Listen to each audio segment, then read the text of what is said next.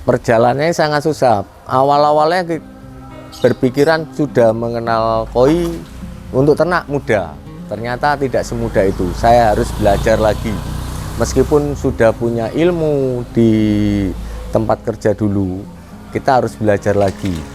Masalahnya ternak dari kecil, burayak, umur 1 hari, netas, sampai besar itu memang sulit.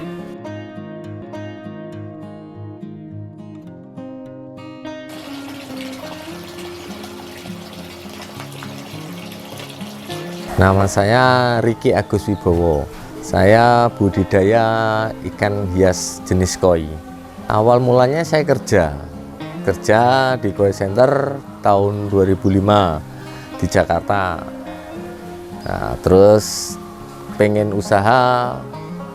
mulai usaha 2014. Pulang kok tertarik, lebih menjanjikan untuk usaha. Jadi saya mulai ternak, beli indukan, terus dibikin kolam, mulai di situ. Perjalanannya sangat susah. Awal-awalnya berpikiran sudah mengenal koi untuk ternak mudah. Ternyata tidak semudah itu. Saya harus belajar lagi.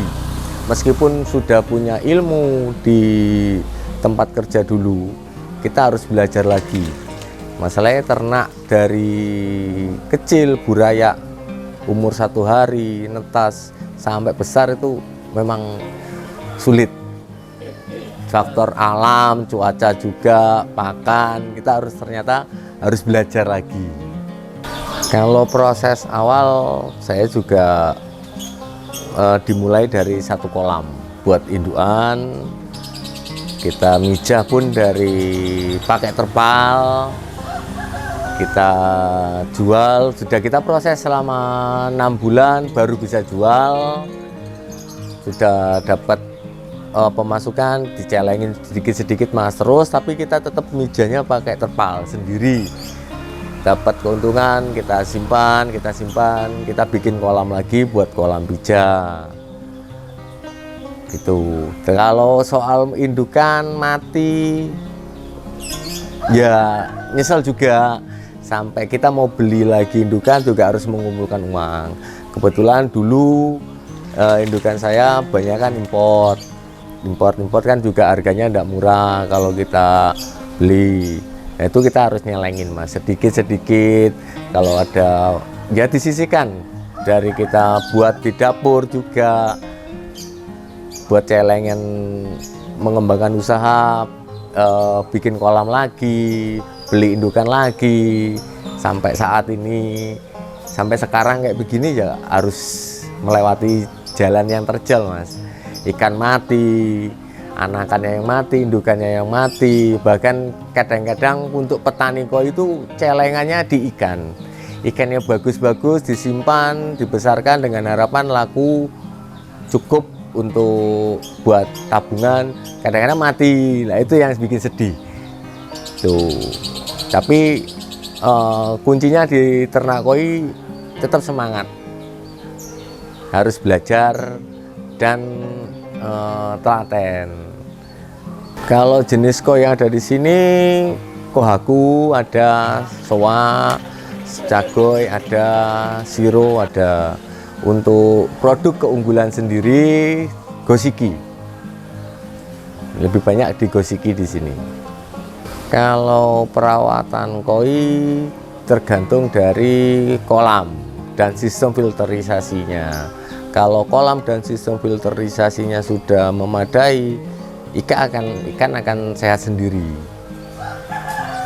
Dan kalau bisa belikan tuh karantina yang penting mas. Sukanya kalau ikannya laku, dapat hasilnya bagus-bagus, hasil ternakannya bagus-bagus, harga jualnya bagus. Suka. Dukanya kalau sudah dapat bagus-bagus ternyata alam berkata lain, mati lah, itu yang sedih. Lihat ikan bagus-bagus pada mati, atau ternak hasilnya kurang bagus, dari segi kualitas yang kurang bagus, itu yang kita harus mengulang lagi. Bahkan dari 2014 sampai saat ini pun kita tetap masih belajar memperbaiki kualitas, belajar seleksi, memilih ikan, itu semua belajar terus Mas, sampai ikan itu besar kan butuh proses. Kalau soal pakan, saya pakan umum yang dipakai. Ya, dari ditambah buah-buahan pun juga bisa. Misal pepaya, mangga, semangka juga bisa. Kalau saya terus terang Mas, saya modal enggak banyak. Saya juga cicil satu persatu semua. Yang penting telaten, ulet, enggak mengenal menyerah untuk usaha. Bisa bikin maju, bisa membantu tetangga menciptakan peluang kerja, cuma itu.